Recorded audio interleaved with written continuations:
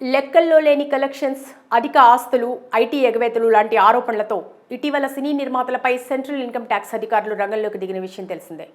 బడా నిర్మాతలైన Dil Raj, Mythri movie makers, financers and mango YouTube channel owner Veerapneni Ram మరికొంతమంది సినీ ప్రముఖుల ఇళ్లలో ఐటీ సోదాలు ముమ్మరంగా సాగిస్తున్న క్రమంలో సినీ ప్రముఖులపై మీడియా దృష్టి పడింది.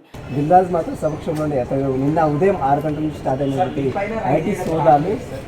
ఇందులో భాగంగా సంక్రాంతికి వస్తున్నాం ట్రిపుల్ బ్లాక్ బస్టర్ సక్సెస్ ఈవెంట్లో విక్టరీ వెంకటేష్కు మీడియా నుంచి ఇబ్బందికరమైన ప్రశ్న ఎదురైంది. ఈ సందర్భంగా విక్టరీ వెంకటేష్ను విలేకరి ప్రశ్న అడుగుతూ హీరోలు కనుక తమ పారితోషికాన్ని మొత్తం వైట్ తీసుకుంటే ఏ నిర్మాత బ్లాక్ మనీ ఇవ్వాల్సిన అవసరం లేదు అంటున్నారు. దీనిపై మీ అభిప్రాయం ఏంటని ప్రశ్నించారు. హీరోలు కనుక మొత్తం వైట్ తీసుకుంటే ఏ నిర్మాత బ్లాక్ చేయాల్సిన అవసరం లేదు.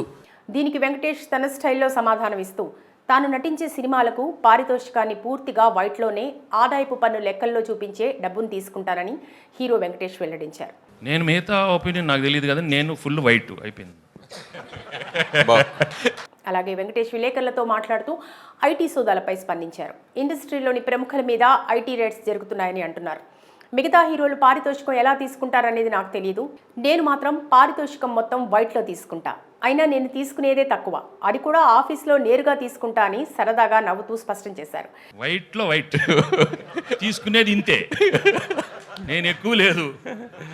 అయితే ఈ ప్రశ్న హీరో వెంకటేష్ని అడగటానికి ముఖ్య కారణం ముందు చెప్పినట్లుగా కేవలం నిర్మాతలే కాకుండా టాలీవుడ్ హీరోలు సైతం అధిక రెమ్యునరేషన్ బ్లాక్ మనీగా తీసుకుంటూ ఇన్కమ్ ట్యాక్స్ కట్టడం మానుకుంటున్నారు. దీంతో ప్రభుత్వానికి రావాల్సిన భారీ ఇన్కమ్ ట్యాక్స్ ఆదాయంపై ప్రభావం చూపిస్తోంది. కనుక ఇన్కమ్ ట్యాక్స్ డిపార్ట్మెంట్ కూడా సీరియస్గా ఉంది.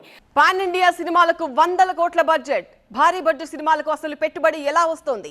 అయితే కేవలం కొంతమంది బడా హీరోలు 100 కోట్ల రెమ్యునరేషన్ తీసుకునే వారే ఇన్కమ్ ట్యాక్స్ ఎగవేత చేస్తున్నారు. కానీ అతి తక్కువ పారితోషికం తీసుకునే హీరోలు పూర్తిగా వైట్ మనీతోనే పారితోషికం తీసుకుంటున్నారని పలువురు అభిప్రాయపడుతున్నారు. తీసుకునేది వైట్, అది ఆఫీస్లో తీసుకుంటారు. ఇప్పుడు డైలీ ఏదో తీసుకుంటాను, ఇది ఫర్ మరోవైపు ఇదే ఈవెంట్లో ఇన్కమ్ ట్యాక్స్ అధికారులపై దర్శకుడు అనిల్ రావిపూడి కూడా సెటరికల్గా మాట్లాడారు.